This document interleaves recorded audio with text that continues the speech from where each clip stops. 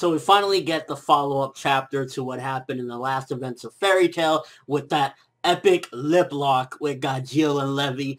And when it starts off, Levy tries to downplay it. She's like, oh no, you were just the first person closest to me. You know, that's why I did it and whatnot.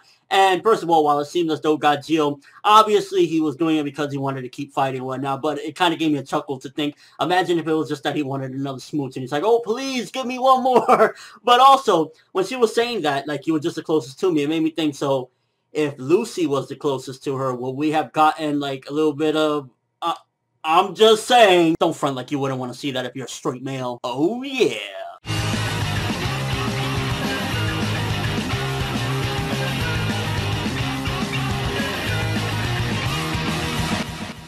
So a full-on Gajeel-centric chapter this week. It was kind of going a little bit more into his character, giving him some development and getting more context as to who he truly is in every which way possible, even getting a little bit of his backstory of back in the days when he was in Phantom. Now, this chapter, him getting the power-up and becoming a steel shadow dragon now, while it did feel very convenient, it was kind of like, you know, just same thing with the shadow when he ate the shadow and whatnot. I was like, oh, it's pretty convenient. But I will say one thing.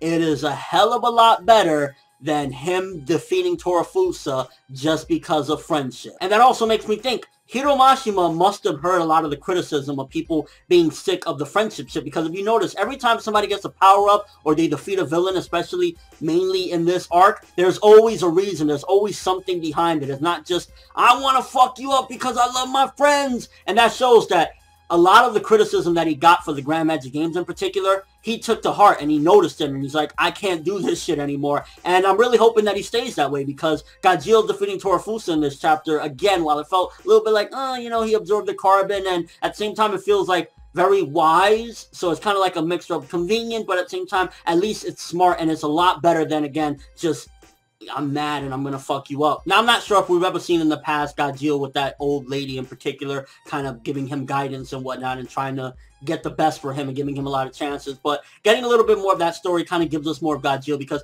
Gajeel's been a lot of a mystery, so to speak. We see him here and there. He does something epic. We like him. He's a fan favorite, whatnot, but we never really dive into his character and ultimately what's he all about. And seeing that Fairy Tail kind of gave him a life, and this is giving a little bit more exposition into the character in general. Fairy Tail is what's pushing him at this particular point, wanting to be with his friends. And again, I know it feels a little bit campy or whatever, oh, you know, friendship or whatnot, but basically a lot of his motive of why he is the way he is today and why he's a kind of good guy and he's no longer a ruffian like he used to be, he still has that character in him, like, you know, I'm a badass, but why he's more simmered down, so to speak, is not only because of Fairy Tail as well, but also because of that old lady kind of always wanting the best for him and giving him all these chances and everything. So you see a little bit more as to why he would change from that asshole that he was back in the days of Phantom, of just, you know, wanting to fuck everyone up. I mean, at the end of the day, let's not forget that he beat the living shit out of Lucy back in the day. Although he did pay for that, because if I'm correct, I think Loxus fucked him up, so yeah. But the fact that he had that old lady in his corner kind of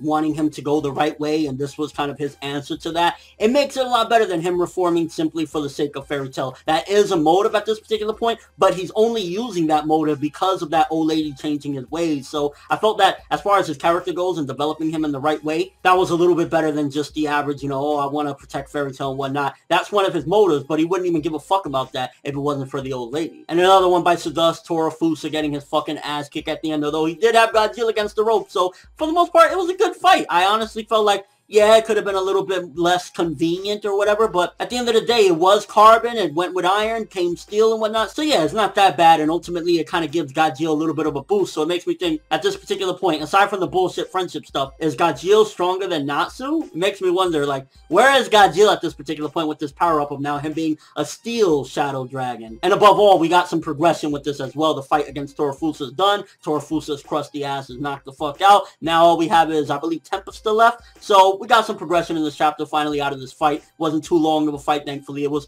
decent amount. It was just the right amount. Not too long, not too short. So I'm glad about that we got Torafusa out the way. And overall, again, some progression as far as this fight goes. So overall, good chapter. Getting a little bit of exposition into Gajeel's background and getting him a little bit more stronger so that way he's not left behind as well. I feel as though they're getting stronger, but it's none of the BS that happened in the Grand Magic Games or even prior to that with them, you know, getting these random power-ups. It was like, at least it made more sense with the carbon and the iron than, again, just, I love my friends. So with all that being said, I'm going to give this one 7.5 out of 10. Good stuff for the most part. I like seeing that, and we did get progression, and ultimately getting Gajeel's backstory. Like, Gajeel is a fan favorite, and finding out a little bit more about him was definitely interesting and a good touch. But let me know what you guys think. First of all, would you have rather seen Levy tongue wrestling with Lucy instead of Gajeel? Okay, you don't really got to answer that one. And what do you think about Gajeel absorbing the carbon and becoming a steel shadow dragon and fucking up Torafusa? Feel too convenient? Was it at least better than, you know, friendship? And your overall thoughts of this fight? Glad we got out of it. It was an okay fight for the most part. Not too long, not too short. And Gajeel for the win. But that's all I have for this review. Thanks for watching. Hope you enjoyed it. If you liked anything I had to say or enjoyed the video, drop me a like. I'd greatly appreciate it. And if you haven't subscribed, if you could do so as well, that'd be awesome. I'm ForneverWorld, and as always, people, have an awesome day.